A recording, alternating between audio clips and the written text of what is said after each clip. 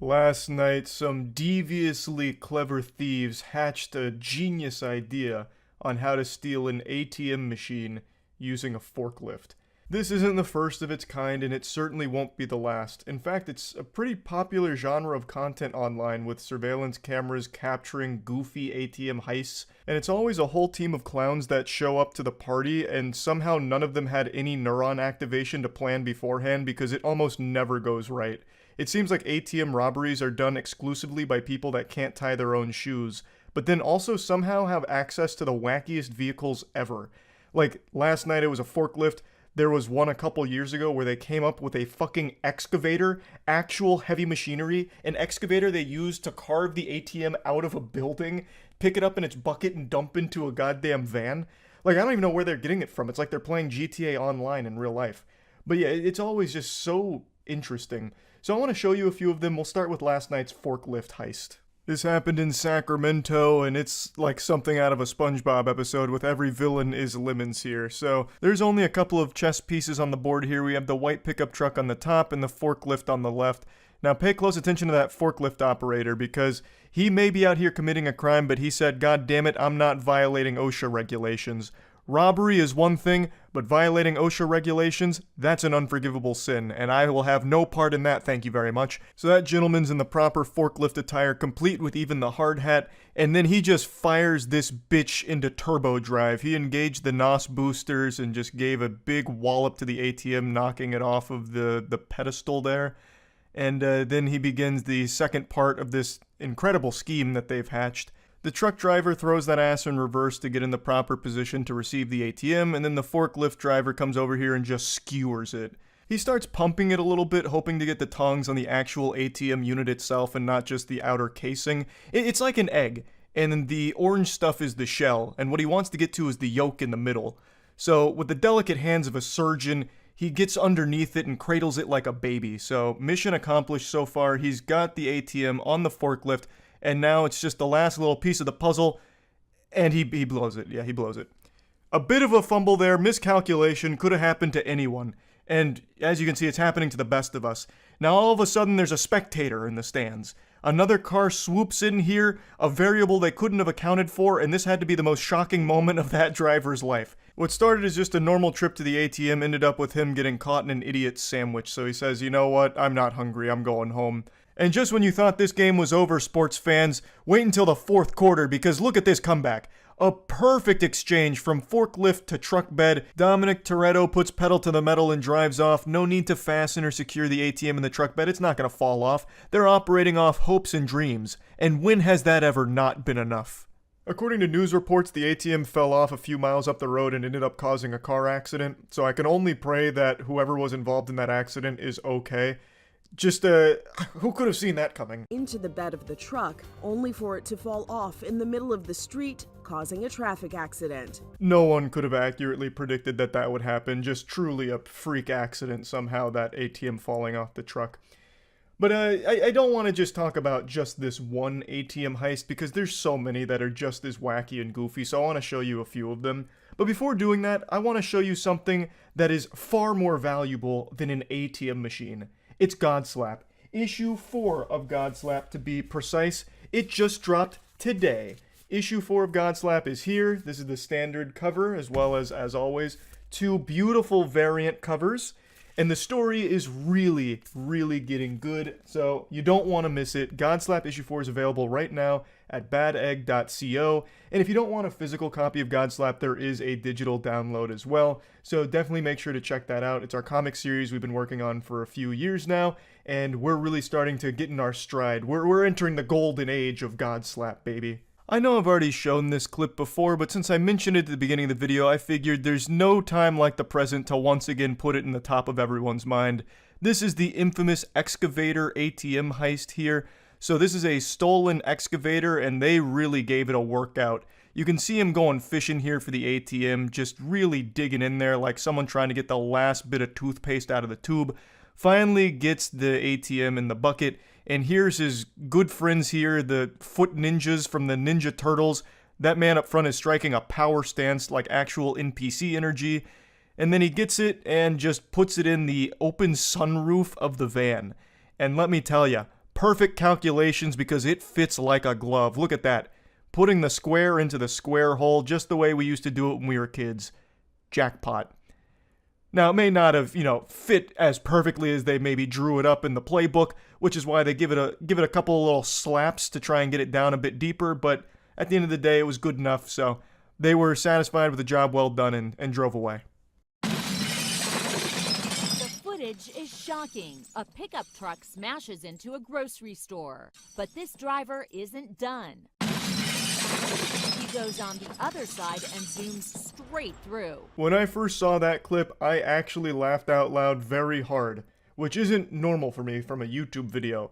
I just couldn't even wrap my head around the thought process of the driver. Like, he accomplished the goal on the first try here. He got a strike down the bowling alley. He backed his truck up into the store through the doors the first time. So why did he pull out and do it again just for a bigger fucking explosion? Like, on the other side, it accomplished nothing. He had already done what he set out to do with getting his truck inside. I don't exactly know why he did that. That was absolutely a fuck you. This became personal. It went from an ATM robbery to a statement real quick. Why is this happening? Because crooks are after the ATM machine. They load it in the truck and they're off. Now, this one doesn't use any fancy schmancy machinery here like a forklift or an excavator. Just good old-fashioned spit and elbow grease.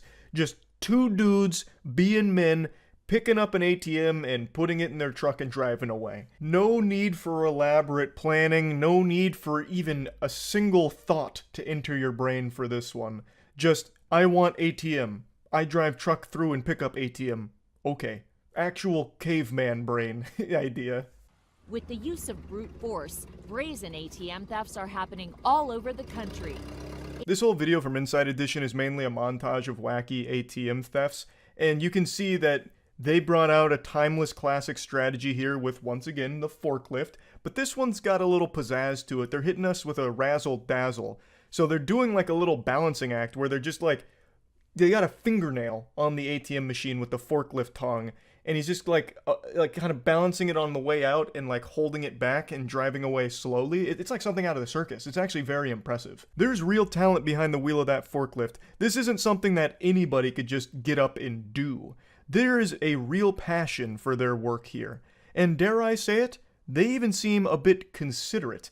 They said, you know what, I want the money from the ATM, but I don't want to cause too much damage in the process. So I'm just gonna real tenderly pick it up, balance it, and just get away with it. I don't want to hit any walls or anything. He didn't come in here and just start fucking slapping it around like the last guy in the forklift video we saw from last night. This guy came in here with a real delicate touch. Or at least that's what the video showed. Maybe right after this brief clip, the guy just goes ballistic and starts just like speeding the forklift into everything he can find, maybe. In Chicago, a crook wraps a rope around the ATM and gives the signal. A truck then hauls the machine through the front door, even injuring his partner. That one's probably my favorite. Just a beautiful blunder, really. Wraps the cord around the forklift, and then he's like, all right, punch it. And then he just gets absolutely blasted by the ATM. He didn't stop to think for just 1 second how the world works with physics and shit, that by standing at the doorway where the rope was leading out, that the ATM would follow that trail. So he just stands right in between a bullet and a target here and takes a hit to the leg from the ATM. It just comes through like a cannonball and annihilates him. His knee got busted up in a big way. It reminds me of a tweet I read like a month ago where a guy took a bad step at a baseball game and he like blew out both of his knees. The tweet said, this man just blew his ACL, MCL, DVD, and NBC. And that's how I feel about this clip right here. That ATM absolutely fucked his knee, I think. Now, I don't think it broke his leg because it seems like he was able to like kind of limp away, but that's no doubt just all of the adrenaline that kicked in to, not get caught here. But yeah, I think that clip is by far the best one so far from these ATM heists. So yeah, I just wanted to share a few of these with you since the forklift one just happened last night, and that's really about it. So yeah. You're about to see a robbery that's extremely nostalgic. It's a brand new robbery, but it elicits a feeling of nostalgia. It reminds me of the first Fast and Furious movie where they were stealing DVD players. These gentlemen are attempting to steal this TV off the wall, which I find super odd because no one really steals TVs anymore. They're very hard to move.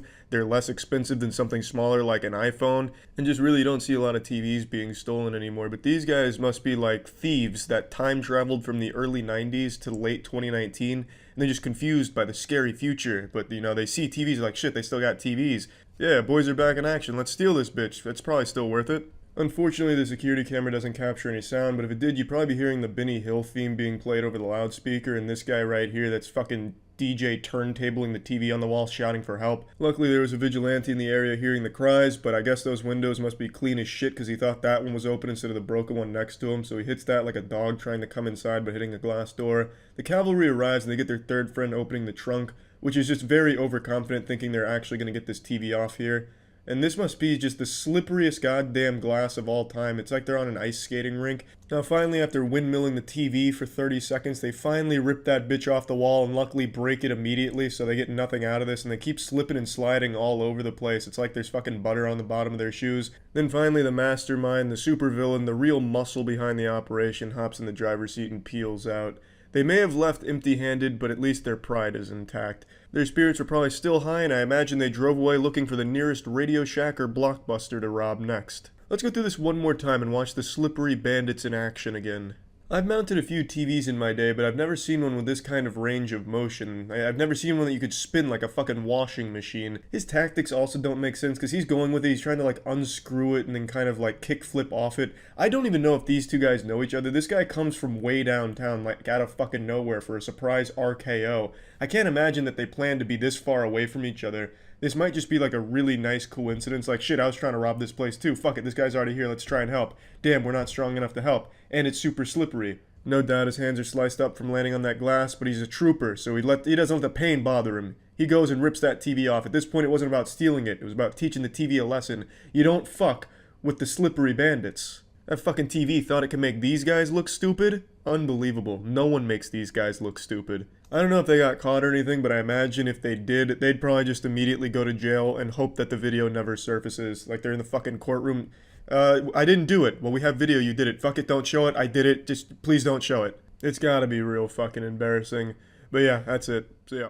In case any of you have been feeling a lack of self-esteem or a bit hard on yourself, I wanted to show you a video that will prove that no matter what's going on with you, you will never be as pathetic as the man I'm about to show you. This is a video that I've thought about for quite a while now. This happened in 2013, and I'll think about it and just remember, you know what? At least I'm not that guy, and hopefully it'll do the same for you. So this is an attempted robbery here by the Hamburglar. He's doing us the favor of showing us his face before putting his mother's pantyhose over it. Then he comes back into frame looking like fucking Goofy here, about to commit a felony. He's got a brick armed and ready, launches that bad boy, it doesn't work, he panics, trips, falls a couple times, and then scurries off. One of the finest crimes our nation has ever seen. A smooth operation. This is up there with the Zodiac Killer when it comes to mysteries. In fact, this man was never caught. Probably because the detectives were too busy laughing at him, but they never did catch this man. He could be out there still terrorizing meat stores to this day. Throwing bricks, bowling balls, perhaps even dropping full grand pianos through them, Looney Tunes style. This menace is still out there. And this is all we have to identify him, and the only proof of his existence. It's like a cryptid. We basically caught the not-so-slender man here. This guy is fucking incredible at everything involving disasters. It is perhaps the worst attempted robbery ever recorded. He's actually kind of a pioneer when it comes to attempted robberies, because this isn't the standard meta of robbing a place for money. Because this isn't a place where there would be any money in the shop or in the cash register. It's a fucking meat store. They only sell meat. So the only motivating factor here, the goal, wouldn't be money, it'd be more meat. Which is truly innovative, I would say, in the crime game. Just look at the way he's dressed. He looks like he's trying to audition to be a backup dancer in an old Bee Gees music video. I'd like to just play this one more time, start to finish here, because it's a masterpiece disaster. He must have just seen a brick as he was going for a midnight stroll, and then hatched this genius scheme here to get some more meat. But it all went downhill when he was defeated by the vibranium glass door. Real shame. Well, yes, I actually did just finish playing pickup basketball on this sacred Thursday night. Thank you for asking. How did I play? Well, terribly, actually. I played horribly. I almost immediately pulled my shoulder, which at my age is very painful. and then my old man brittle bones started creaking a lot and a fly flew in my mouth. But that didn't stop me from putting on an absolute shooting nightmare. I went like 4 for 12 and 0 for 2 from the 3. It was bad. And also, the fly in my mouth paranoid me because I'm a hypochondriac. I couldn't stop imagining Ozzy and Drix inside of my body fighting against this fly in there. It wasn't my best showing. But can you stop talking about basketball so much, please? That's not what we're here for. Goodness gracious, you're a real chatty Cathy. What the fuck? What we're here to discuss is a really weird criminal I learned about on stream last night, and I've been thinking about him ever since. There's a case going around about a criminal in Essex who has done nothing but steal pacifiers from literal babies. Wait, what? Man, 23, charged with snatching dummies from babies in Essex. Dummies? You guys call pacifiers dummies? It just sounds like you're insulting your kid. Why not just call him a pacifier? A man will appear in court charged with snatching dummies out of the mouths of babies. What a cartoonishly evil plan. Does he at least sell them or something? Like, what's the motivation besides just making a baby cry? Josh Gilder was arrested on Monday on suspicion of theft from a person, robbery, and using threatening behavior to cause alarm and distress. This happened on 4 occasions, apparently. The serial pacifier robber, burglar. What does he do with them? Does he just take them out and run away, or does he take them out and put them back? Like, what does he do? Oh, here we go. We got some more information. All right. The story just took a really interesting twist. So according to her, he uses the dummy to soothe himself. So what he's doing, and this is a revolting thought, he is taking the pacifiers out of babies' mouths and then sucking on them himself. That is fucking gross. Holy shit. He said he would take the dummy and then go sit in a tent and use the dummy, describing the thefts as purely acquisition.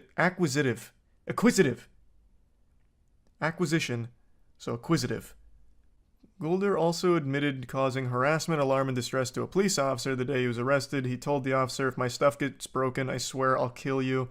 He denied 3 charges of assault relating to 3 of the 5 children who he took dummies from. Still shouldn't be stealing them from babies. Bit of a hot take there from me, but, I'll say it with my chest. Stealing from a baby is... well, that's pretty low. I'm just gonna say, he's a jerk. He's a bit of a jerk. When police were initially looking for this guy, they released this photo hoping that someone recognized him, when it's just a photo of someone's back with a hoodie on. But I guess it worked out in the end because they did apprehend him. He was taking candy from literal babies, pretty much, and they eventually did arrest him for it. But I really like the idea that someone sees this and they're like, "Oh my god, that hoodie. Wait a minute, that frame. I know exactly who that is. That's my buddy Josh." And who knows, maybe that's exactly how it happened. But yeah, they did apprehend him, and the whole story is very baffling. That's a odd crime, for sure. But I want to give you a little bonus crime that I learned about on stream last night. Actually, you know what? I'll give you 2, because we went down a little bit of a rabbit hole with weird crimes. So this next one is about a serial mannequin pisser who's still on the loose, so beware of any mannequins. They might be marked with urine somewhere out there. So just sleep with one eye open. I work at Target, and one day we found that somebody had peed on a mannequin. Turns out he'd been hitting other Targets in Minnesota and peeing on mannequins. The guy has not yet been caught. Don't worry, I'm on the case. I just looked up urinating on mannequins, and the first thing that came up was a Wikipedia page called Mannequin Piss. Is this him? Does he have his own Wikipedia page? And here's a urinating mannequin, which is an art piece. I think I found the culprit for your phantom pisser that keeps coming in and urinating on the mannequins. I think it's this guy. Got him. And this next criminal is not some unknown menace. This is actually a very well-known criminal. Burger King. And the crime, horrible food. But this time around, what they were guilty of is a promotional marketing campaign that led to the death of a few children, infants, during their Pokemon promotion of 1999.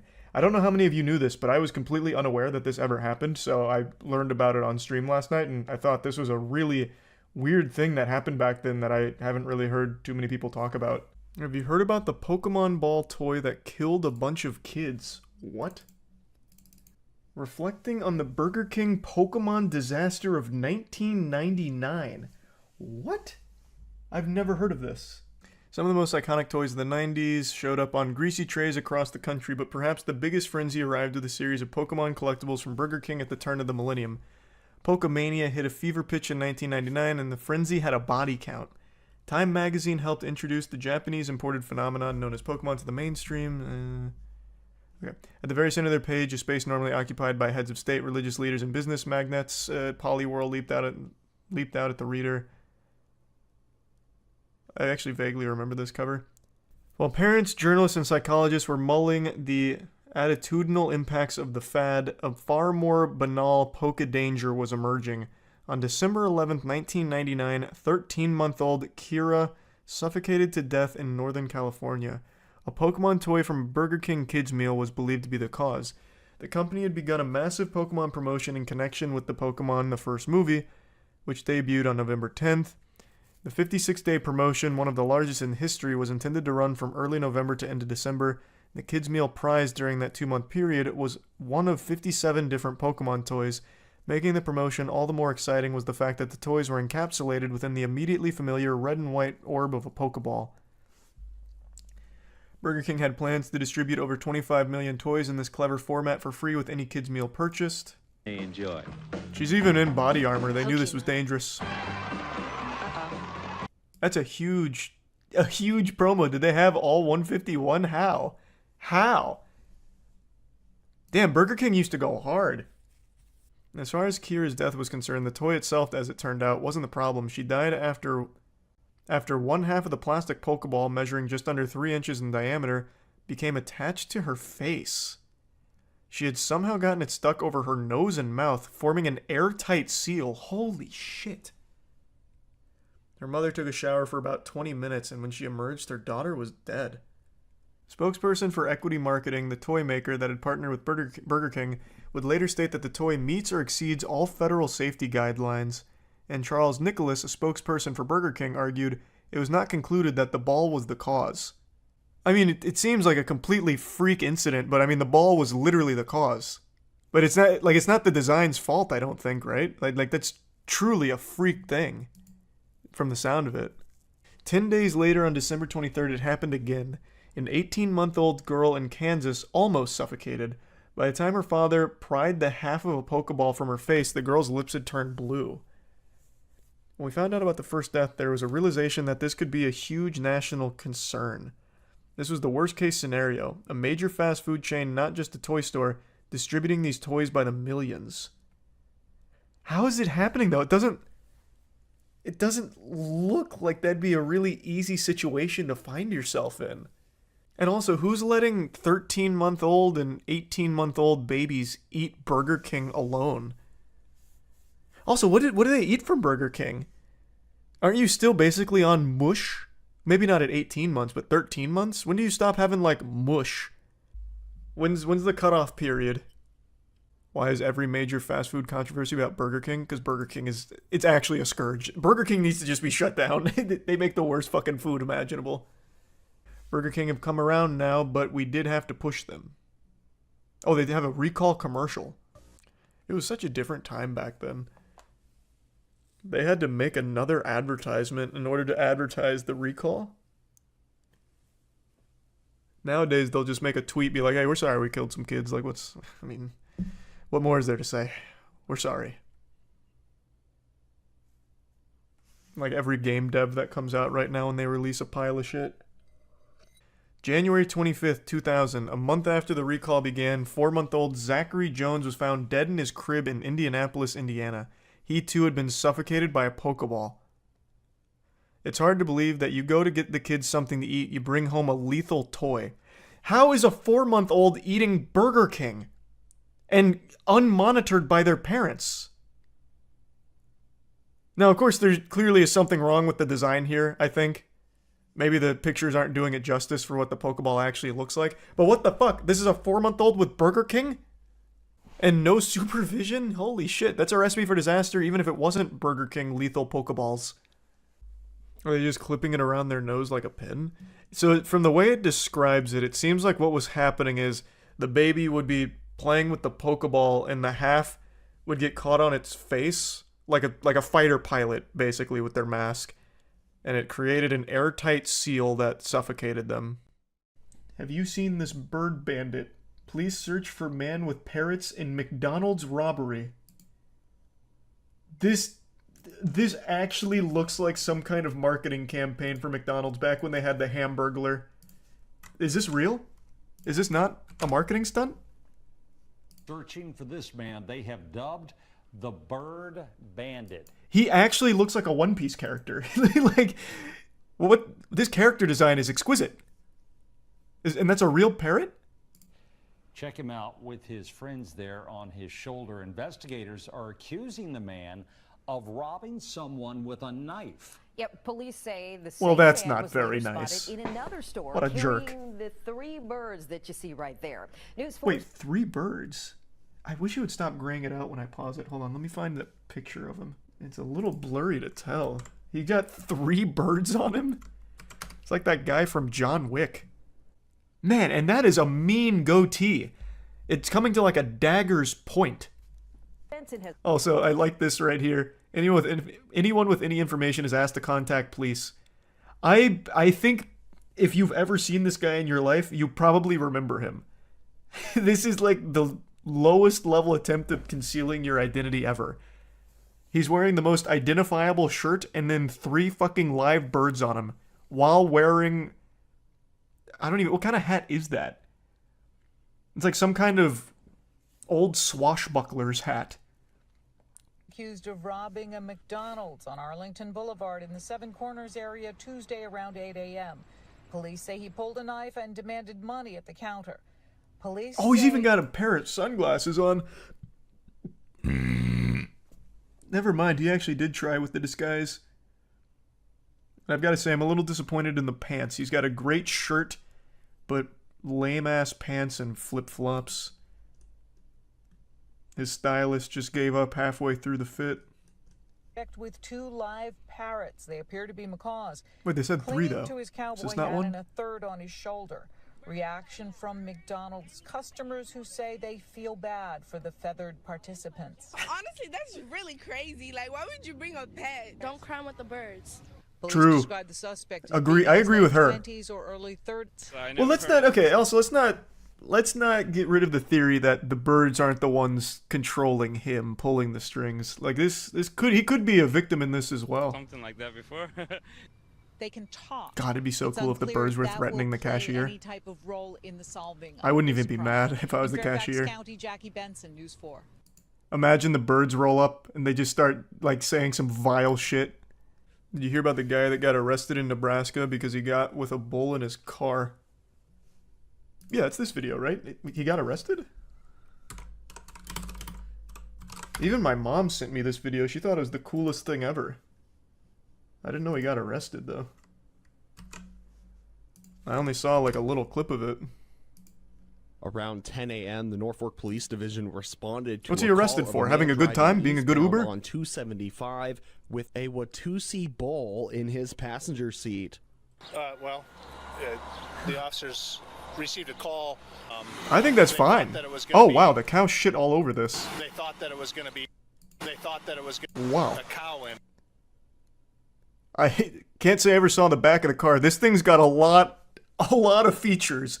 The license plate is boy and dog, a custom license plate for that, and then a decal that says lice, and it's covered in bullshit. Wow. I mean, I have no doubt the bull was scared, but goodness. Huh. I really want to know what this says. Looks like it says concussion beef. What an interesting guy. Yeah, I only saw like a small clip of this. I thought it was just like a cool way of transporting this cow. I thought he was like a VIP or something. They thought that it was going to be, like a calf, something smaller, something that actually fit. What is inside that the that it said on the vehicle. side? Best Smaller car? calf, something smaller, Best car citizen, or something I think. that actually fit inside the vehicle. And the vehicle was big enough. Well, technically. As a result, the officer performed a traffic stop and addressed He looks some like a nice enough traffic guy. violations that were occurring with that particular Oh, best car entry. situation. Animal back home and to leave the city. Meyer and Howdy Doody are on their Literally way back told them to home get and out of no town. one was hurt. From Norfolk News Channel, Nebraska, Andrew Pfeiffer. I mean, that seems like a cool battle vehicle as well. Like, should Mad Max ever happen, I think training this bull to get ready to impale other riders and shit is probably a good call. He seems like a cool guy. What was his name? Lee Meyer.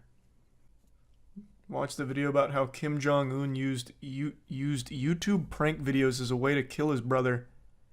Kill him with what? Cringe? What? There's no way that's real. I knew his brother died. I didn't know it was a fucking YouTube prank. The prank show that led to an assassination. How North Korea assassinated Kim Jong-un's brother. Let me see. There's no way this was from a prank. In 2017, 2 unsuspecting women carried out a political assassination of Kim Jong-nam, the elder half-brother of North Korean dictator Kim Jong-un, thinking they were participating in a prank TV show. Holy shit, wait, what? In 2016-2017, 2 young women were separately approached by men to perform a series of prank videos for YouTube. One was from Indonesia, the other Vietnam. They were paid a small amount of money to run up to strangers and smear lotion on their faces, then apologize and run away. Wait, where's the assassination? Kim Jong-nam was in Kuala Lumpur airport when 2 women smeared his face with a powerful VX nerve agent. The CCTV footage of the incident shows him at the airport's information desk seeking medical help. He claims he felt dizzy after 2 women grabbed his face. He died within 20 minutes of the incident. She revealed she was recruited by a man named James, claiming to be a TV producer. For months, the 2 women were groomed to smear random people with lotion and creams. All this while they thought they were participating in a prank show with hidden cameras. Whoa! Wow. I had no idea. I thought this was just like a straight up assassination. I didn't know there was a deeper layer where the people that killed him didn't know they killed him. Hundreds of goats roam Bay Area neighborhood after escaping enclosed. Oh my god. These hooligans. We've got security camera footage. The squad's rolling deep. Lock your doors. Don't come out.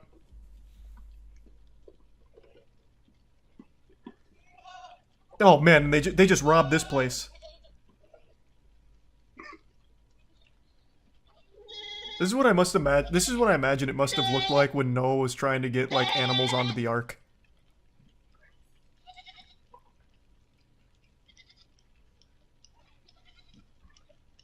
Man, that just doesn't stop. Who had all of these goats? Where are they escaping from? Pepperidge Farms?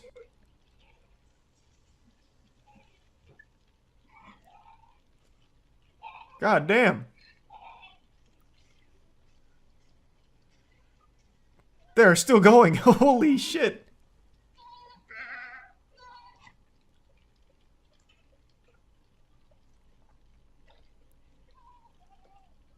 Hey, welcome to freedom.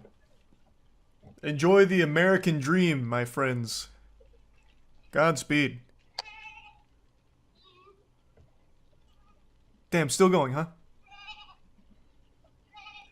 A herder and their dog came to the rescue and corralled the animals back into their pen. No shot. There's like 1,000 goats here. How the fuck would he have gathered all of them? There's no way he got all of the goats back.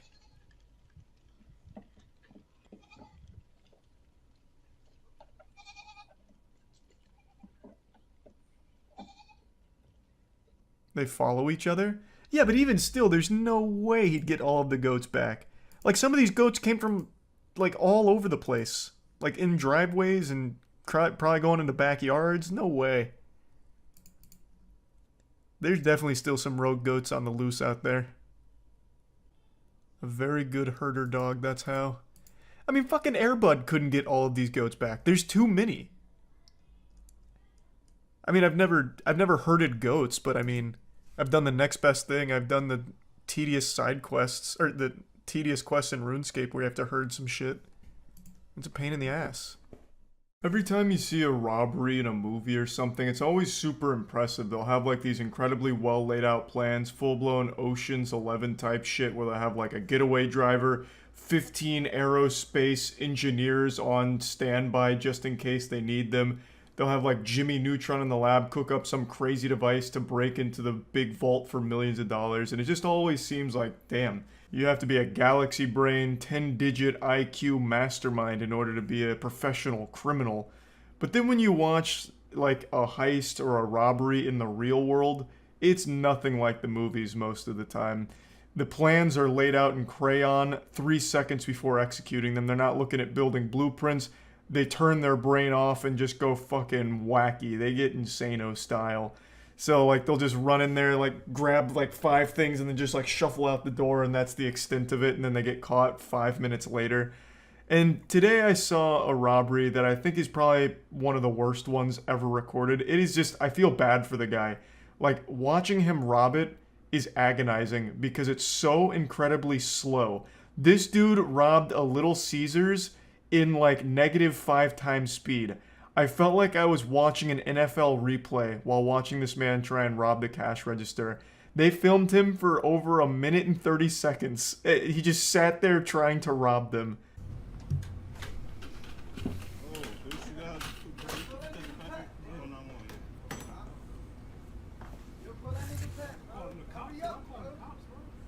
At first glance, I thought this was Pay Money Wubby robbing the place, and I thought to myself, God damn, he is really doing everything he can to get to the bottom of his turd kebab mystery.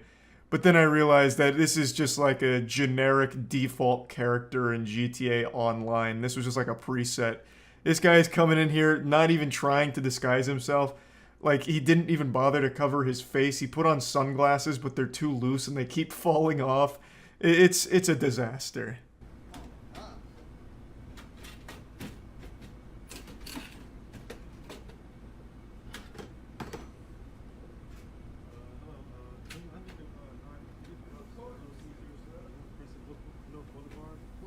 It's like robbery ASMR. He's not talking. The employees are just kind of making fun of him.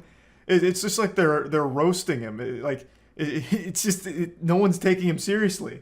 It's so unbelievably goofy.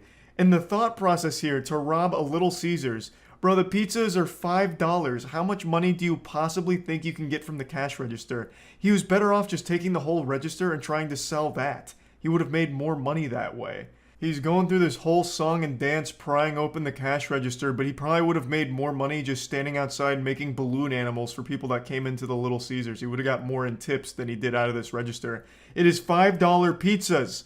I don't know what he was expecting. He hasn't exactly hit fucking Fort Knox here. It's Little Caesars. $5 pies. Like, I think he maybe got $20. Maybe.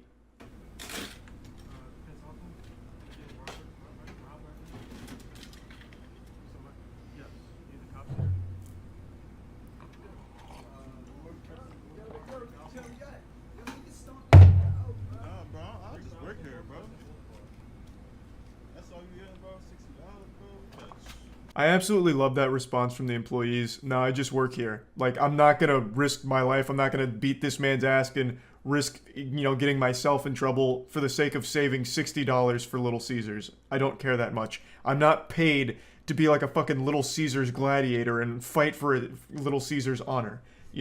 That's the right way of handling things. Just the employees like, hey, all right, you're robbing it? Okay, I'm not gonna stop you. I'll just call the police, which they do. And then they just sit here and record all of it for evidence.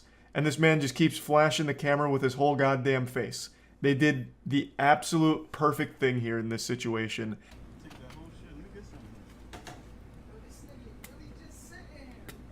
Yo, that's all you gonna take? Don't touch me. Don't touch nothing. Don't touch nothing, bro. Don't touch nothing. No fingerprints on. Yes. This is where it gets so good. So this guy with all 3 brain cells and every neuron in that goddamn barren wasteland of a head starts firing, and he's like, oh my god, I left my fingerprints at the scene. I know what happens next. I've watched CSI Miami. So he goes back in and tries to wipe down the register, as if the fingerprints are the main concern here, even though he's flashed his whole face with no sunglasses to the camera like 8 times by now. And he's doing all of this in the slowest speed imaginable. He's entered cruise control.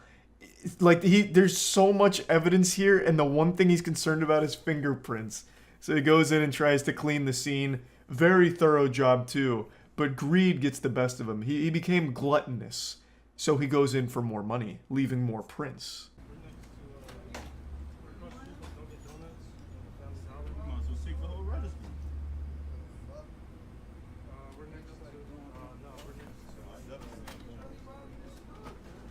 Yeah, so he grabbed an extra like $3 there and then tried to wipe down those extra prints, but kept missing the areas that his greasy paws were touching, and then just skedaddles in the slowest getaway of all time, just barely walking. He would have been faster if he crawled away. Like, Jesus Christ. All in all, I can't imagine he got more than 20 bucks.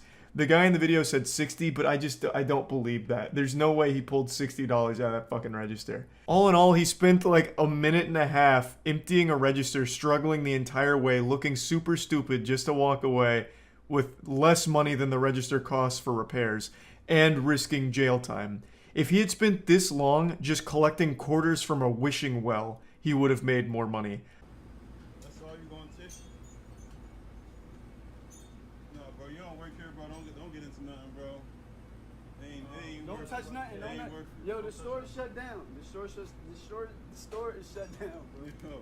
I've never seen a robbery where at the end of it, everyone's laughing at the robber. Like, what? How shameful. How truly awful.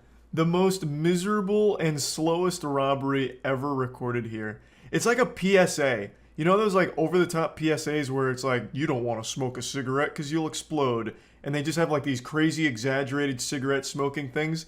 That's what happened here with this robbery. This is how, watch out kids, you don't want to rob. Look at how hard it is. And he's like fucking struggling with it for 2 minutes. Oh my god. There's no follow-up. I don't know if he got arrested. There probably won't be a follow-up since it's like a petty crime, but I'm sure he didn't get away for long. He was probably arrested in the parking lot because he probably just sat there. I don't even think he even bothered to like get away. But you could also see that the customer that had come in while the guy was still robbing them was really contemplating if it was worth beating this guy's ass. He could have easily snapped him in half, I think, and then he even like, you know, wandered out the door a bit to contemplate further, but the employees are like, bro, it's really not worth it. And it wasn't, you know, he didn't need to beat his ass. This was far more embarrassing than any ass beating could have been. So hopefully that customer also did get like some pizza or something, and they all just laughed about it. What a remarkably embarrassing robbery, and I just wanted to share this today because it put a smile on my face, so yeah, that's about it. So yeah. I don't know if it's movies or Grand Theft Auto 5 that's rotted my brain, but when I think of bank robberies, I always picture some absolutely massive event that's thoroughly planned and it's a huge deal. Like when I hear, oh, a bank got robbed, I'm expecting the follow-up sentence to be, and then Spider-Man stopped the robbers. I've just always imagined bank robberies like it's straight out of a cartoon, you know, high-tech security, damn near impossible to pull off successfully. You know, you see like an Ocean's 11 movie, you're like, wow, no one's ever going to be able to actually rob a bank like this, huh? They've just always made it sound so fucking wild, saying things like, alright, we're going to need a 20-person team in order to pull this one off successfully, boys. The target is a 15-inch thick steel titanium concrete vault door that's protected by a retina scanner and biological deposit box for fingernail clippings, and it'll only accept it from the head honcho of the bank. You also have to sing the fast part to Eminem's Rap God, and if you fuck up a single lyric, the alarm sounds and the FBI is swarming within 30 seconds. It's also protected by a moat with 45 crocodiles inside and 24/7 security, and they're all ex-Navy SEALs. We're gonna have to be in and out within 5 seconds. The job is simple. You know, like in my tiny reptile brain hears all this and I'm like, wow.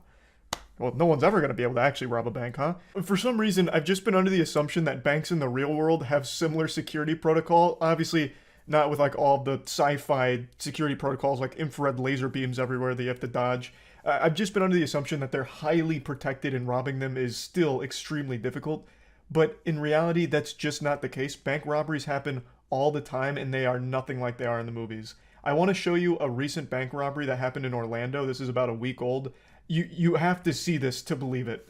Yeah, that's right. Your eyes aren't playing tricks on you. The alleged bank robber is Mr. Incredible himself. This dude threw on the Incredibles t-shirt, popped on the shades, and said, "It's showtime." And this was a successful robbery, by the way. I'll explain his method in just a moment, but here's the security camera footage showcasing the culprit. And he got away with it for now. He wasn't caught. He's still at large. So if you do recognize that man, make sure to call that Crime Stoppers hotline. Now you're probably scratching your head wondering to yourself, where was the robbery? Charles, you forgot to show the climax. You didn't show where he actually robbed them.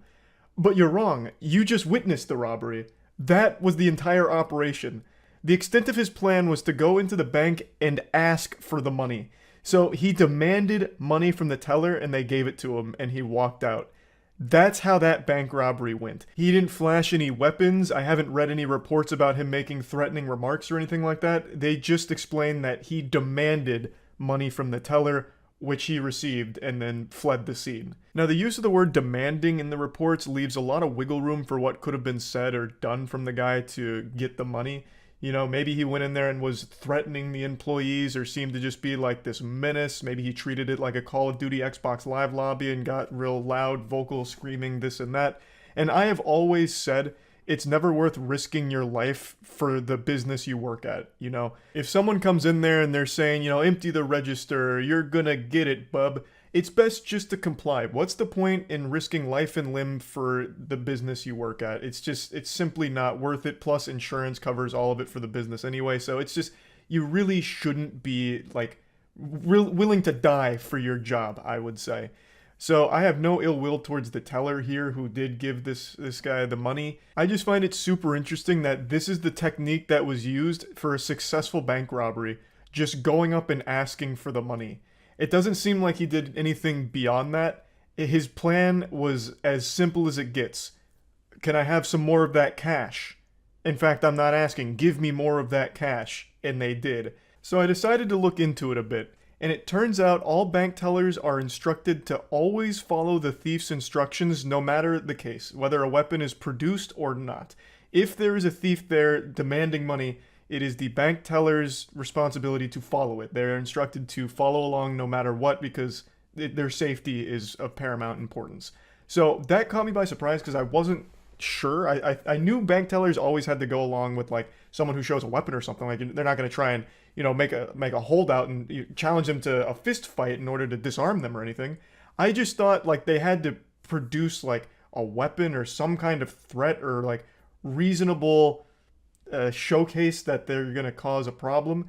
I didn't realize that if they even just hinted at wanting to rob them, that they had to follow along. So that was a little surprising to me, but it makes complete sense and I completely agree with that ruling as well. However, I still think this guy's planning is lackluster, to say the least. He didn't even make an attempt to conceal his face. The closest thing he has to a disguise is just some sunglasses he picked up at the gas station, probably on the way to the bank. Now, I don't want to undersell the importance of his wardrobe pick for the day. I think the Incredibles shirt really sealed the deal. There's a good chance this crashes and burns if he's wearing just like a normal Abercrombie & Fitch shirt or something, but he threw on the Incredibles shirt. That right there adds like a +10 to intimidation. They didn't know who they were fucking with and they weren't taking any chances. So he got away with it for now. He's managed to elude authorities as I understand it. So overall, just like a really goofy, wild story that I happened to stumble across today and just wanted to share with all of you. This is not at all how I imagined bank robberies going in the real world. I very rarely have ever read about any in the real world aside from like the big ones where there's getaway cars, like massive police chases, shootouts. You know, I haven't heard of any like this, so I just found it to be pretty interesting. That's about it. So yeah. I recently watched a video from a channel called Compilation, which put together this beautiful piece on one of the most interesting criminals I've ever heard of. It just seems like something more out of a cartoon than reality, like the real world Dirty Dan here. I'll quickly hit you with a 30-second Shark Tank pitch to get you interested and tell you why you should care. Basically, an army veteran uses his skills to target McDonald's locations for robbery, and his specialty was busting in through the rooftop. So he would bring tools, cut through the roof, and drop in like an angel on the employees, and he had the manners of an angel too. He'd let them get their coats. They all said that he was really nice, and asked them to just wait in like the ice locker, the freezer, and he'd rob them and leave. And he did this for quite some time before being apprehended. Spoilers, he gets caught. But he doesn't spend too long in jail because he hatched a galaxy brain scheme to break out, which he executed flawlessly, becoming the first prisoner at that facility to ever break out successfully. And he turns back to a life of crime, but no longer going to the Ronald McDonald Playhouse of Pain. Instead, he transitions to living in a Toys R Us and gradually stealing their toys. So what he does is he lives at a Toys R Us by living behind a bike rack. He carves out his own little like hidden man cave in the walls. I won't spoil how it all ends or anything like that, but I just wanted to get like the cliff notes out here because I just find it so wild. I'll put a link to the original video in the description, of course, so you can watch the entire thing, but I'll show you some clips from when we watched it. Alright, let's start with, let's see Roofman. This sounds kind of interesting.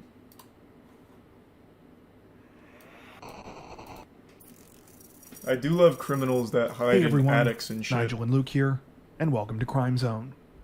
Unbeknownst Quick question, is there still a massive breakfast rush for McDonald's? I remember when I was a kid that was the shit, but I feel like McDonald's has just such steep competition these days for the breakfast slot.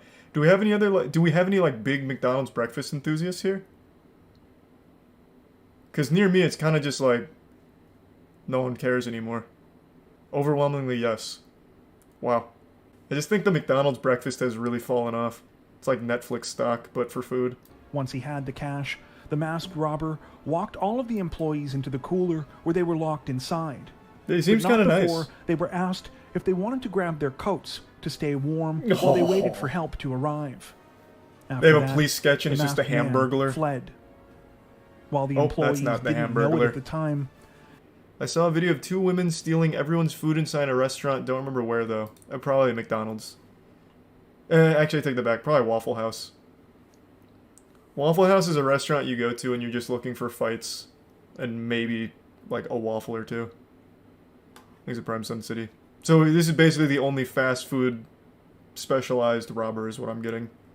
While little is known about why Jeffrey Allen Manchester chose to turn to a life of crime, what we do know the better question is why turn to a life of crime for fast robber food? Known as Roofman, he lived what appeared to be a normal life, to put his military training to a different kind of use. In November of 1998... Do you really need military training to rob a McDonald's? I feel like you could just go in and be like, I just want the money in the register, and like, make like a finger gun in your jacket and be like, yeah, just take it. Like, I don't think you really needed all like the special ops training just to become like a fucking Filet-O-Fish fondler. Felon. Damn, that would have been better instead of fucking fondler. That doesn't even make sense.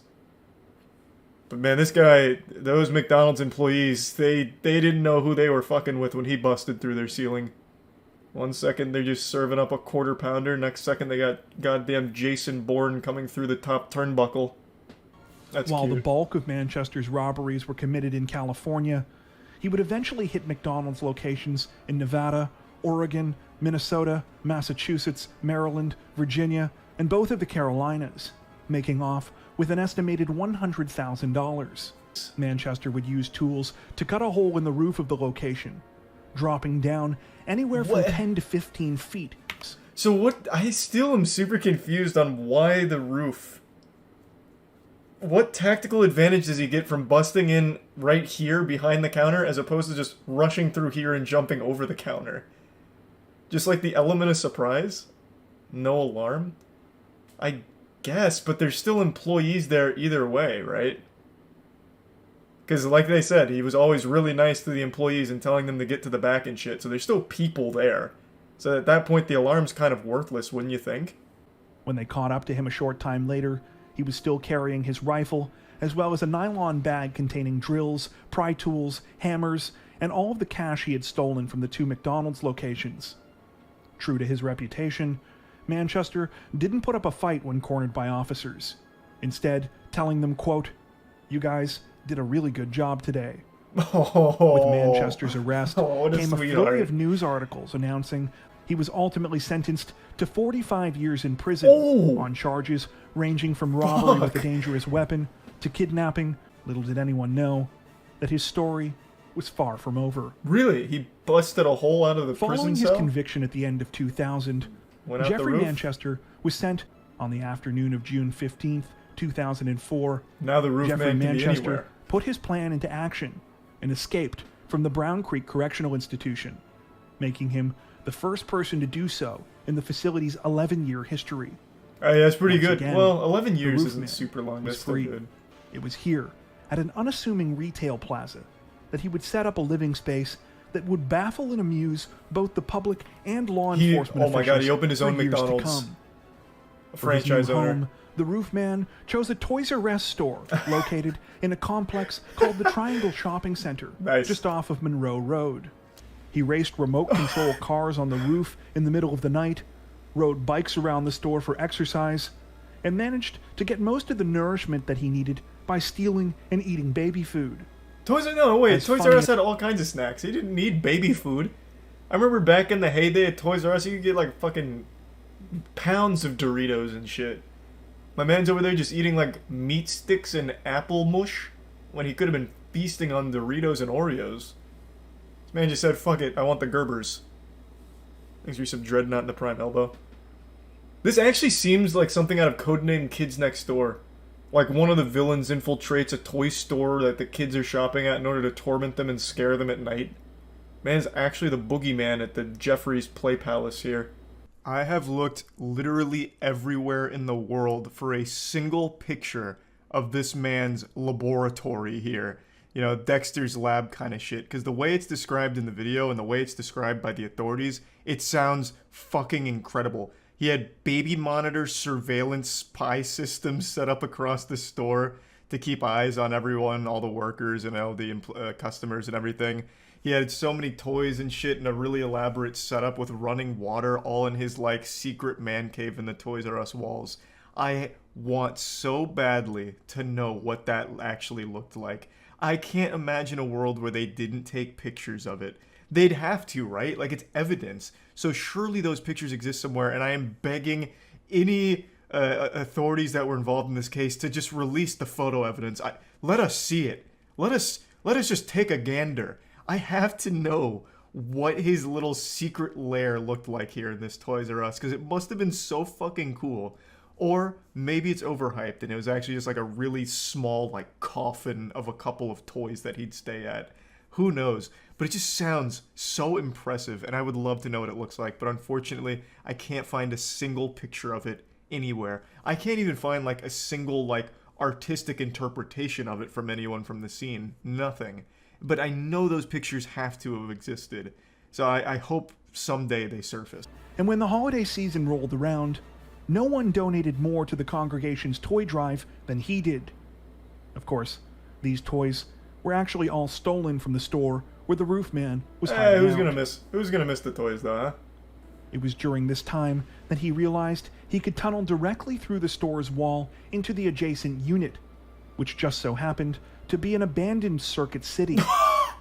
This time, Maybe this guy is responsible for Toys R Us and Circuit City going under. After they found out that this man was living in their walls for... It's been almost a year, I think, now. They just got so fucking paranoid that the business started sinking. God damn. What a cool setup, though. That is like the most early 2000s shit imaginable. Like, that is your early 2000s shopping starting kit. Toys R Us, Circuit City, and Radio Shack. The only thing he's missing is a Blockbuster. Then he tunnels underground and goes right to Blockbuster or some shit. he also added more baby monitors to add to his makeshift surveillance system, and Holy even shit. installed a smoke detector and piped in water from the Toys R Us next door. Wait, Many reports- How would nobody ever hear that? He piped in his own water line? How would he be able to successfully do that? It's not like, it's not the hardest thing in the world to do that, I guess, if you tee off of an already existing line, but still, I feel like you'd absolutely hear that, because you have to like drill into the walls and shit, and you have to tee off that pipe. That's kind of crazy. Yeah, I mean, I guess just doing it like in the dead of night without anyone being around, you'd probably never notice. In order to continue to travel between the Toys R Us and the Circuit City as he pleased, Manchester left the tunnel between the two units intact. I bet so many kids similarly saw him blending behind the trap bike doors rack he and had just got created scared and in didn't with say the anything. walls on both sides. On December 26th, he decided it was time to pull off the big robbery that he had been planning. Unfortunately for the roof man, when he tried to pull off the crime, things did not go according to plan. Similar to the Slipped on a 2000 banana robbery peel. in Belmont, when he held up the Toys R Us, employees were able to contact police sooner than he anticipated. Manchester responded by punching her, stealing her gun, and running away. That's aggressive. Amazingly, He used to be though so the nice. roof man seemed cornered, Circuit he City managed to changed escape him. through his trapdoors undetected. It's unclear whether or not he returned to the hideout within the Circuit City, identified him as the man who had been going by the name John Zorin, and were shocked to discover who he really was. In a bid to cover his tracks, Manchester burned down a dentist office where he had gotten his teeth fixed while on the run. How does that... presumably worried that police would be able to find his dental records there. Okay. This had the opposite effect of what he Man, intended, prison really and changed only him. made investigators more suspicious. Manchester showed up, believing he would be able to see his girlfriend one last time before continuing his life on the run. He arrived with flowers, but was arrested by waiting officers before he could make it inside the apartment. Manchester is currently incarcerated escape at again. the Central Prison The in roof Raleigh, man's not done. where his projected release date is December 4th, 2036. Do you know of any other cases like this that you think we should what a check out? cool story. Tell us about them in the comments section below. Thank you for watching. That prison is 5 minutes from my house. Bro, you might want to move just in case the roof man gets out. He'll start living in your walls. Sleep in fear, man. Sleep in fear. Neither of them. Oh, Steve from Blue's Clues is out. Judge Buzzard springs into action. And it's on. Wait, the judge is going after them on One, foot the two himself? escapees are in handcuffs and prison issue sandals. Oh, he ate shit. He's like the Terminator As does out here. This bright orange clue here. He's just slow riding They've it. made it to the third floor. Uh-oh. Here he comes. Man, this guy loves And now to the justice. second, just one floor away from freedom. Oh, God. Buzzard is gaining some ground. Judge Buzzard! The one who About to lost fucking his eat him! sandal. Oh! The judge tackles the lagging defendant just outside the Damn exit it. to the building. Both have second-degree escape added to Yep, their there you go. charges. I didn't try to escape to get out. I tried to escape to get well, and I tried to do what I could, do what I could do to get my drug addiction. What? We're heading out to Jackson, Michigan. to the Okay. Fourth Circuit I mean, I Court. guess that makes sense. He was just running from the courthouse to rehab. He didn't want to wait. This man, Jacob Larson. This incident's a violation of a restraining order against Jacob. All those messages were like, a lot of them were like last year. Man, you really can't afford like a usable camera here. This quality is abominable. It's like a fucking picture of Sasquatch. 4 months earlier. Yeah, I know, but it's like this, like, fatal attraction. Are there even people here? This is just like a video game glitch, like when you go out of bounds. I told you, you know what? I told you to leave her alone. And apparently that... Oh, please fight again. God damn it, I want to see it again. Today, you're going to jail for the jail. You and her are all... You know what? You got a bad attitude. You had a bad attitude last time you were in court. Okay? You and her are buddy-buddy. Y'all get along. He's probably fucking your girl. What do you think about that? County jail. You want to go for a year? Try it right now. Do it. One more word He's bluffing. He doesn't have the power. Over Facebook. You're going to jail for a year in the county. 365 days county jail. What do you mean you can't? It's crazy how many people say you can't do that. He's the fucking judge. Like, what do you mean? This man can tell you have to stand on a corner with your butthole flexed in front of a traffic light if you wanted to. Put your hands behind your back. Get to know you all too much. It holds true. The quickest way to tell when someone's an insufferable asshole is when they call themselves a good person or a nice person.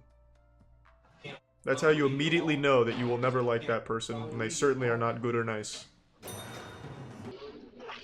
As he pulls out what appears to be He's going in! no one seems to notice until He's making a statement. shockingly he lights up. And this time it's noticed immediately.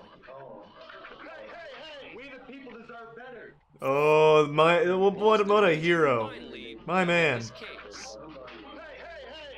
We the people deserve better. And on that day, weed was legalized. Taken away by the court officer, slapping Boston with a disorderly conduct charge, as well as another charge of possession. But he can sleep easy at night knowing that he was on the side of justice and brought change. The joint that changed everything. There's a lot of things that you can do, and your life doesn't have to be over. It is a useless law. That was such a fucking dumb idea. Like, what did he expect? My God, he's so brave. That's it, I'm changing the law right now.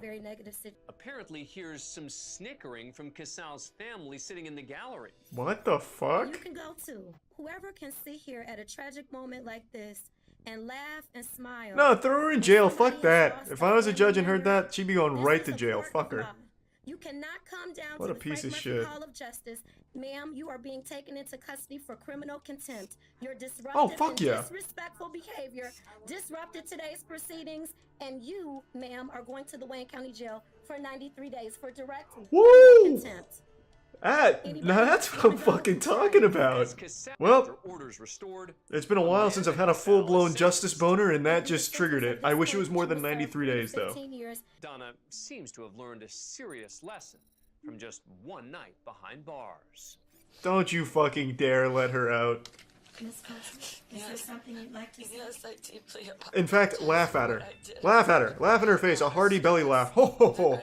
Ha ha ha. Judge reprimands father of 40 children. Holy shit. 40? Next, we're in Miami, Florida, where Judge Nusheen Safey is about to Thanks, Brian recognize a Christ. familiar name on her bond hearing docket. Johnny Ray Smith Jr. Oh my God. These two have a storied history, and you're gonna hear all about it. In that same case, Smith revealed to the court that he had fathered more than 30 children. God damn. Remember, she was pregnant and she had another kid, so I'm at 40 now. Holy shit. All of a sudden, two people in the chat are like, wait a minute, it's my dad. No, listen, I never went back to the house. I never called. You didn't listen to anything I said. No, I did. I left. She seems a little interested. She's playful with you. You might be looking at another 10 children coming up soon. Charges today, as well as the allegations before the court at this point. Just make it clear that my history with him is as a judge. Mr. Smith. You're not staying there, correct? So what is he here for? Just to like brag about how many kids he has? Mr. Smith, just Bitched her with 2 kids. Condoms, use them. Okay. That's Thanks fucking for being a nuts. fan of Court Cam. 40 kids. Holy shit. Man caught with drugs in the courtroom, huh? filled with some kind of powder. He's not entirely sure what it is.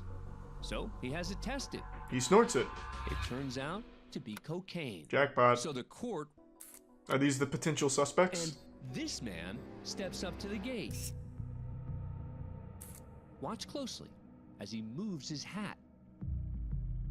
One more time. Why would he bring cocaine here? And put it in his hat, of all places, the worst place to put it. Thanks for being a fan of What Court Cam. a fucking horrible idea. That's like the one place and one hiding spot you would never want to use. Man gets 100 days for sassing the judge. Good. Let's see the sass. So I'm gonna raise the bond I hope he to earned 5,000. it. I actually have a card I'm trying to sell on Craigslist. Stop talking. I'm gonna give you a public defender. All right. Hey, he was just trying to sell his car. Next up is Michael Ray. He committed a crime just to plug his car. 4 charges. The county's requesting $25,000 full cash. Hey, thanks for the 5 gift subs. Everyone loves Ray. Thank you, Ray. You think that's funny?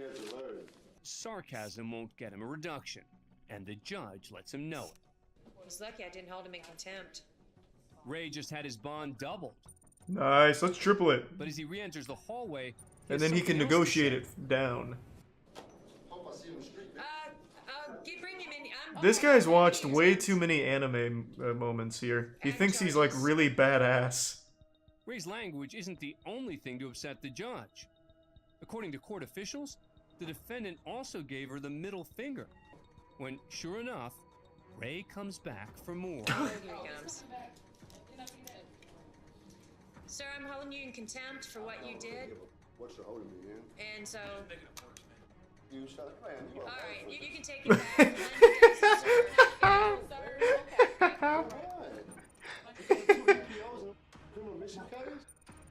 That's right. That felt like something right out of GTA RP. He's done. I think we need to. Yeah. Can we bring him back? Yes. What started out as 4 serious charges has grown into a grand total of 10. Nice, go for 20. Don't be a Approximately 3 bitch. minutes. Yeah. No, I figure that's just a That definitely cut deep on the lawyer being called useless like that. Thanks for being a fan of He didn't Court like Cam, that. where it's very early on a Sunday morning, and all is quiet. Until... Oh, shit! I was expecting that, but I thought it was gonna be like a garbage truck. their pickup right through the front of the building to steal an ATM machine just off camera. Oh. This is just Oh, one wow. of a series of recent Oh, break-ins involving I see. ATMs just as the truck hits the gas to dislodge the ATM. With nothing more than what appears to be a bare cash deposit box, Nice. the thieves come up empty and drive off. What do you mean empty? They were there for that little 3 box. days later, after the courthouse boarded up the windows,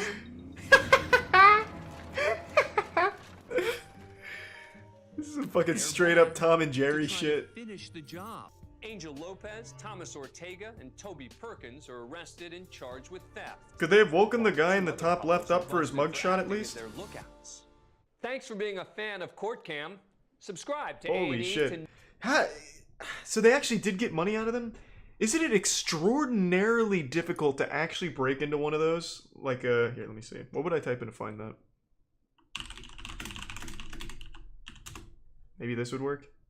Well, yeah, now it just looks like I'm planning a crime here. You hear about the Florida woman who got her entire driveway stolen. How does that work? Single mother's future in jeopardy after thief steals driveway. How? No way. Now playing above, it's this right here. This is where they put the news segment in the tiniest box on the screen. And now our Nick Papantonis is looking into the situation. Well, I'm going to speculate on how they might have done this crime. So they obviously needed some kind of heavy industrial machinery, right? And seeing the recent rise in forklift-related crimes, my guess is somehow they used a forklift, got the tongs under the driveway, and peeled up each individual piece of pavement.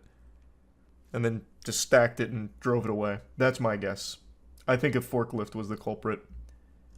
Well, not like a sentient forklift, but like that was the tool used by the culprit. Ready for Christmas. Of all the things that you worried about getting stolen, did you think the driveway was one of them? No, What kind of fucking question is that? Hey, out of all the possible things that could have been stolen from your house, did you ever think it'd be your driveway? Like, fucking obviously not. That's not a thought any sane person would ever have. Like, you can't exactly padlock your driveway. No one's gonna ever consider that the Grinch might come through and just take the whole pavement up. Why even ask that question? It's super stupid.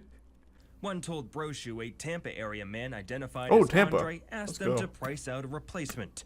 Again. 1 week later, Oh, let's footage from go. Brochu's doorbell camera captured a bulldozer tearing out the concrete and hauling it away. Jesus Christ. I've never seen this before. Oh for 1 on guesses. It was a bulldozer, not a forklift. And believes Brochu is the victim of a scam. But neither woman knows what Such a scam weird, is. yeah, it's a Had weird multiple People scam. come forward saying that they've seen things like this happen, whether it be driveways, roofs, painting, even outside the exterior. So it's happens more often than we actually see it. Deputies have launched a I just criminal don't believe that. Why would this happen often? What do they get out of it? I mean, I guess the cat's probably happy about it. They like dirt. But what is the scam? So you have their driveway now. Then what? How do you get money out of it? Do you hold it for ransom? Because even they're saying they don't exactly know what the goal is with it. Can't have shit in Florida. They stole the damn driveway. True. So the house value goes down. I guess, but are they making an offer on the property? Because if not, you get nothing out of it other than just fucking with them. So I guess it could just be evil for the sake of being evil. What a crazy heist. Tonight. What a bizarre story. Couldn't agree more there. What a bizarre story indeed. Stealing a whole fucking driveway for no reason. This is some shit out of Ed, Edd n Eddy. Like, actually cartoon logic. Like, stealing a driveway is actually something out of Cartoon Network. The only thing that makes sense is what the chatter said, driving the property value down to make an offer on the house. But it doesn't seem like that's what they're doing, so it really feels completely worthless, and they just stole a driveway just because they had the equipment to do so. There's a guy in Detroit who had his whole porch stolen. Recently? Detroit man says his porch was stolen. This was in 2018. Oh my god. This was in 2018. What the fuck? That is interesting. Oh, wait, it's not real. The first update here. I did it all out of laughs to entertain social media. So this one's fake, but the stealing driveway one's not. Did you see that the Pistons finally won a game? Did I see that the Pistons finally won a game? You bet your sweet bippy I did. I'm a little upset because I predicted they would beat the Celtics, and they almost did. The best meme I saw about it is the Pistons miraculously overcame a 21-point lead in order to lose in the end to the Celtics. And I predicted they would beat them. And they lost. So then I was totally resigned to just let the Pistons lose 60 straight. And then they come back today and they fucking win. It actually made me mad because I could have looked like a prophet. I actually would have looked like a legitimate, like what are they called? Soothsayer? To get that prediction right would have been big for me. But I got it wrong. They won today though. So they snapped the 28-game losing streak. I was reading some of the memes here. I didn't watch the game, I just saw that they posted this. And usually when they post final, it means the Pistons lost in another triumphant fashion. But they actually won, and I was looking at some of the memes.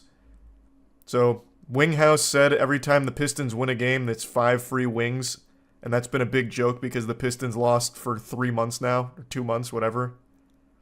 So it's just been this meme about how everyone's starving, like, oh, no wings, Wingstop got the easiest advertisement ever because they don't have to give away wings because the Pistons can't win.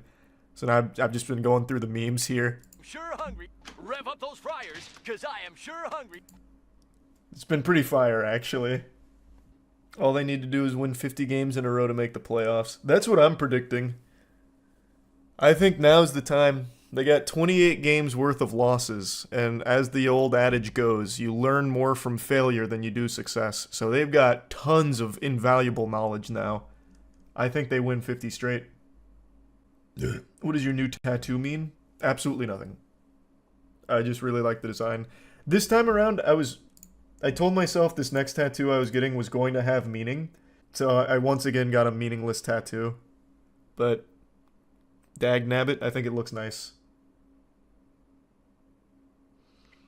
It's not done yet. I still have to go back, but that's basically the bones of it. It's a balloons map. Yeah, kinda. Once it's finished, it'll be less balloons-esque, but I really like it. I really like how it's coming out. You did this, they could have gotten rid of the 76ers all-time loss record, now they tied it, fuck you. Hey man, I got it wrong. I said they were winning last game. So it's not my fault. Surprisingly, this isn't new. Look up entire driveway stolen in Central Florida. Happened in 2012. This isn't the first driveway being stolen? Yeah, well, you're right. This also happened in Florida too. Man, Florida thieves love driveways.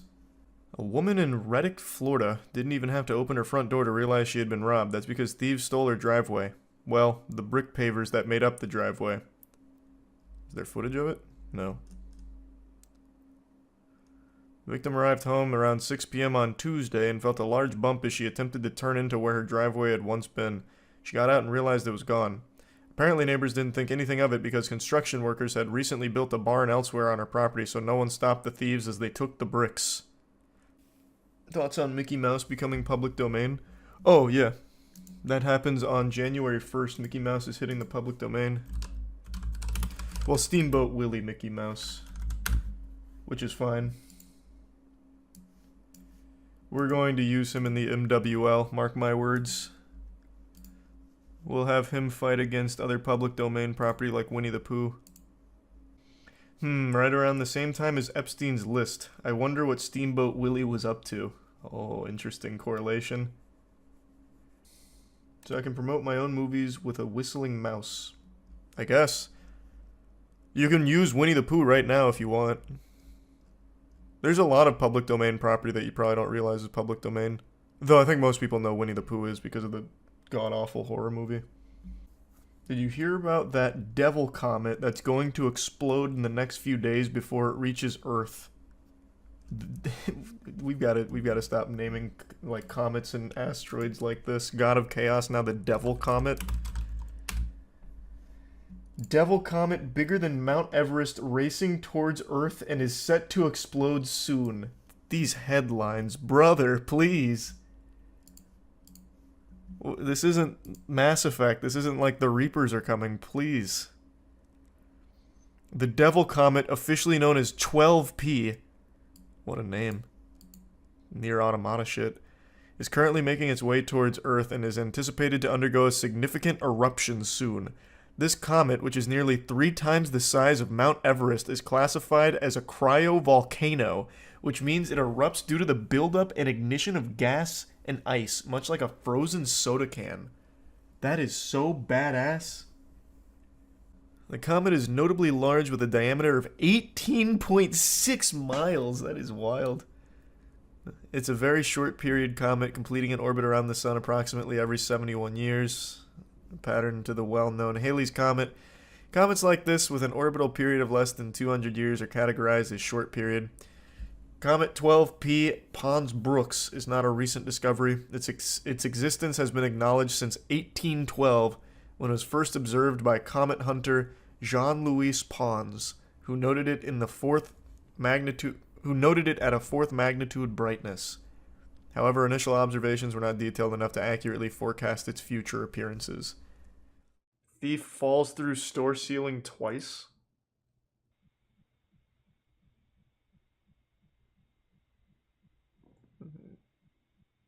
Oh, he's over here. Oh, this guy's a genius. He set up a decoy. I thought this was him. I was wondering how he gets to the ceiling. Oh, we got a real fucking criminal mastermind here. He thought of everything. It's like some shit out of Johnny Bravo when he went to steal a giant diamond. Got like a little rope and everything. I just don't get it though. Thank God for that rope, am I right? A nice slow descent. What's the point? He's clearly he's robbing the place. Look at all the good loot he's walking away with. Or maybe he just wanted to try out his rope. I'll see if I can break into this place with my rope, fuck it. Oh, he's trapped in here. This man's hatching so many plans, and every single time he thinks of one, it almost immediately doesn't work. But he's on to something now. Unfortunately, the title spoils what happens next, but I like where his heart's at. He's hatched an idea and he's acting on it. I can't imagine where he falls through next. Why would you climb up here and then go this way? Oh, I see. He never even made it onto the panels. I wonder how he's doing now. Oh, he's fucking cooking. He's almost out. I see it.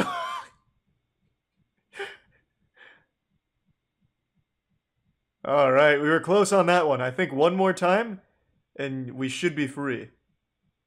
Man's gonna just call the cops on himself to let him out.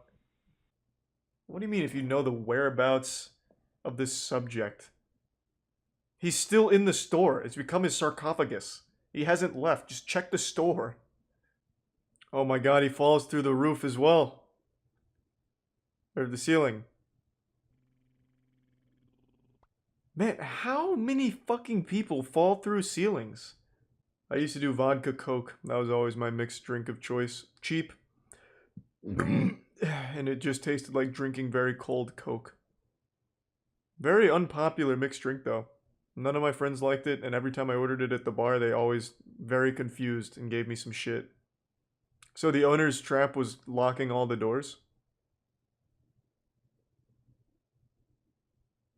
He's delivering some really strong kicks there. That door is putting in work. Oh, and he's going with the old horse kick as well. This is not his first rodeo kicking down a door, but he has never fought an opponent like this. That shit is vibranium. So what is he even doing here? It doesn't look like he was even trying to rob the place. It looked like he was escaping. Oh, that's rough. Oh, there goes the hammer. Are we sure that this belongs to just like a normal shop owner and not somebody that was like torturing this guy and he finally got an escape going, only to get trapped in the second phase of the solve trap? Because it didn't look like he was even trying to rob this. He's getting really close.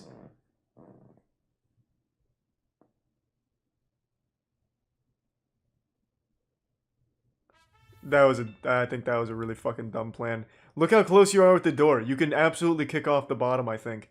I don't think you'll get through the deadbolt, but you will definitely bust the bottom up. Crawl through it. Can't believe he hasn't torn his Achilles yet. Oh, and now he's just going to pop his shoulder out of place. Very good, very good. The panic is really setting in. Next he's going to just take the hammer and start hitting himself with it. I don't understand. Is he running out of oxygen or something? What is happening? That leg is going to snap any minute now. But I'm sure he's resourceful enough to find a second means of getting this open. Wait, is this one of those push locks where you push it up and pull it to the side? Has that been there the whole time? Oh my fucking god. To be fair, I also didn't notice it. But I'm also not looking at the door in person. I see he's still not free, though. It looks like it is just a closet. This escape room has really bested him. God, did you just live here now or something? Holy shit, how long is this video? Oh my god, he's dehydrated, starving to death. I haven't been looking at the date up here. Is it changed by like a week or something? What's going on? Man's deteriorating. Oh, that was easy. Hey, what's up, pussy? Should have locked the cop in. That would have been a big brain move, but there's obviously another officer over here. That would have been like some mastermind shit, though. He just tucks his legs forward a little bit. This officer becomes trapped and he just has to take on one guy. It's like some GTA RP kind of shit. No, there's clearly two cops is what I'm saying. Chat, Jesus, you would never succeed as a fucking villain. A, cops don't respond to calls alone. There's always backup. And B, he was clearly talking to somebody over here while the officer was behind the door. Yes, I know the quality of the webcam is less than stellar. It looks like the footage from The Dark Knight when the Joker is like selfieing himself as he's torturing a guy. I know it doesn't look great. It's highly pixelated, looking like PlayStation 1 graphics, Charles here, but it is what it is. It's the only webcam that I have, and I really want to talk about something since I can't sleep, which has become all too common. It's extremely late right now. It's 3 a.m. I gotta get up at 7 a.m., and I didn't sleep last night, and I'm not sleeping tonight. Insomnia is absolutely beating my cheeks in, and it's making me mad. But the only thing that makes me more upset than not being able to sleep is porch pirates, and that's what we're here to talk about. Since I was tossing and turning, having nothing but the most inopportune moments for deep existential thoughts, which kept me awake, I decided I'd go on the cyberspace to see if there's any kind of lullabies that could put me to sleep. You know, maybe Jigglypuff could sing me a song or something. But instead, all I found were two very peculiar cases of porch pirates stealing some packages that I just think are really interesting, so let's talk about them.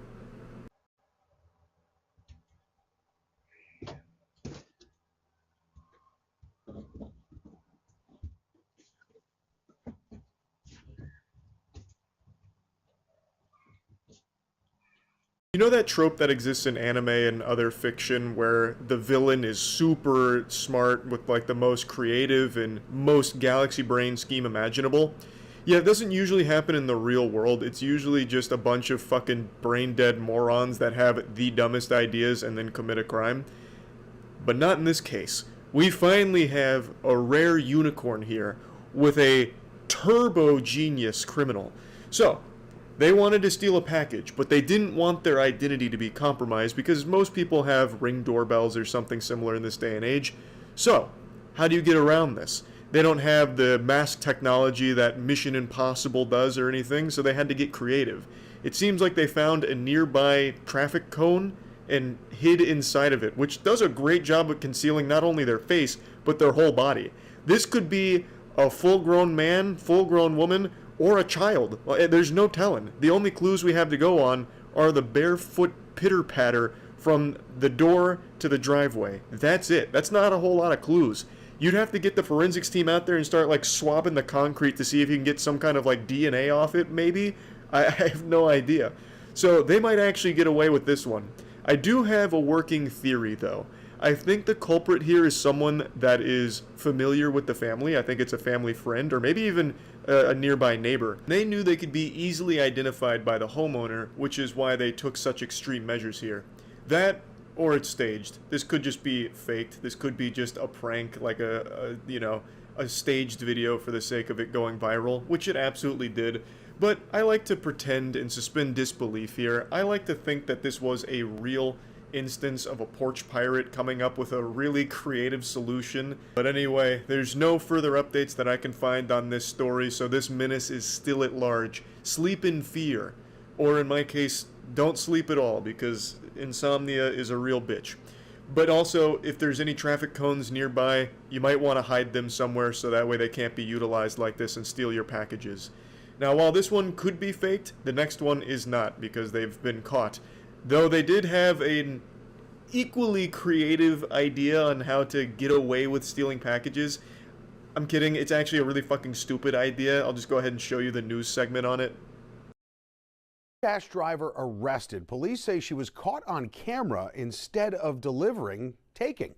Take a look here. Police say Juliana Sagaram stole a package, as you see right there, from a Manhasset home last month. Video shows a woman walking up to the doorstep on Highland Terrace holding a brown paper bag there, and police telling us it was a Chipotle order she was supposed to deliver nearby.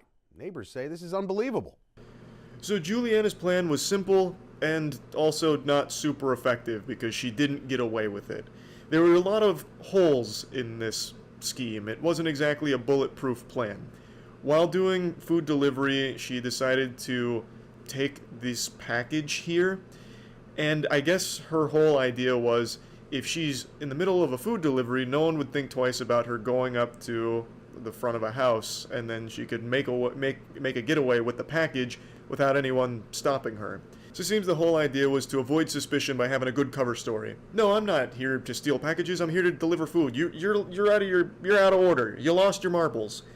But she failed to account for modern technology where most people have like Ring doorbells now or anything that records video outside their home because of the rising problem of porch pirates.